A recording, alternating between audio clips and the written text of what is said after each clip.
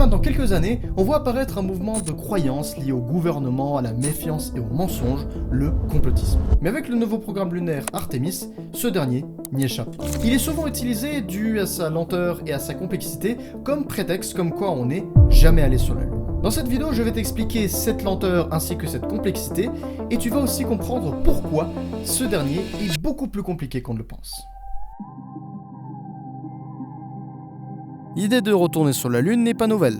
En réalité, il est apparu à l'époque des navettes spatiales, dans les années 2000. Après le crash de Columbia, une enquête a été ouverte, et le constat final est clair, les navettes devront prendre de toute évidence leur retraite après la construction de l'ISS en 2011, laissant les USA dépourvus de tout vaisseau capable d'aller en orbite. C'est alors qu'en 2005, le président Bush, ainsi que l'administrateur de la NASA de l'époque, Chad O'Keefe, décident de lancer un nouveau programme nommé Constellation. Ce dernier visait à renvoyer des hommes sur la Lune d'ici à 2020 grâce à deux nouveaux lanceurs, Ares-1 et Ares-5.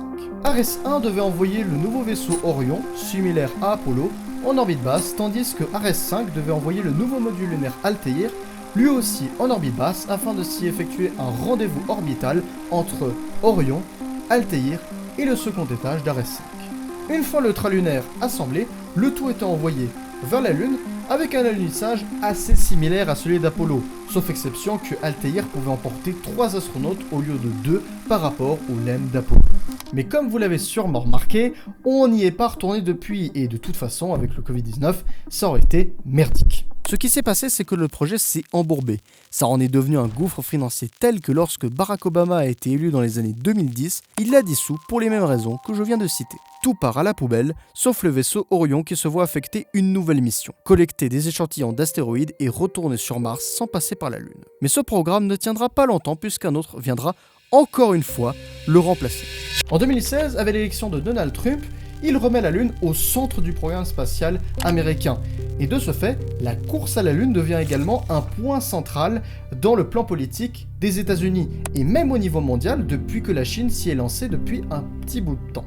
En clair, tout le monde veut s'y rendre dans le but d'y faire concurrence. Mais les deux questions que l'on pourrait se poser là maintenant, c'est: est-ce que Artemis ne pourrait peut-être même pas subir le même sort qu'a pu subir Constellation au niveau financier, et comment ils vont s'y prendre?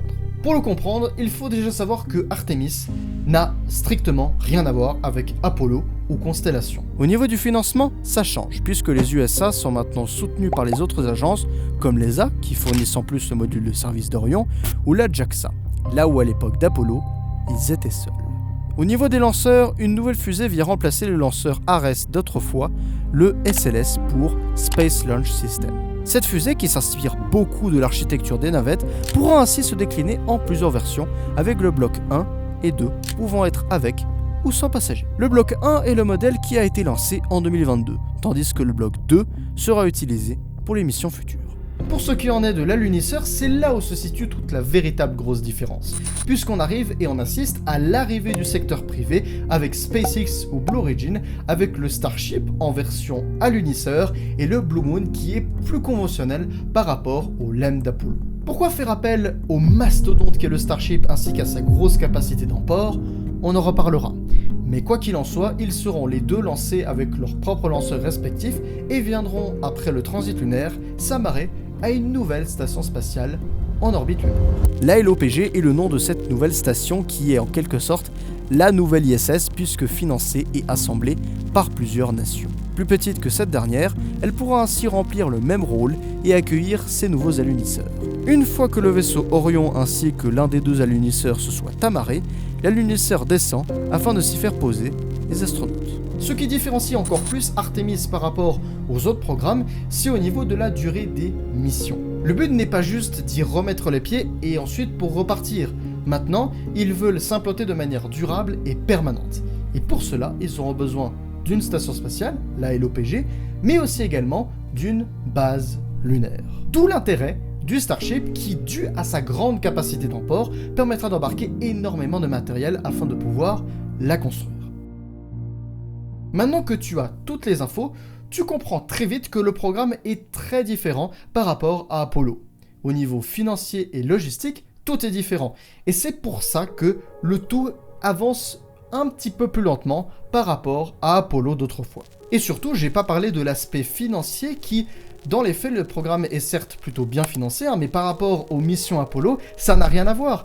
Les budgets étaient totalement exagérés à l'époque par rapport à ce qu'on a maintenant. Tout est à la baisse. Donc ça ne sert strictement à rien de crier au complot. Il faut juste lui laisser du temps et de l'argent.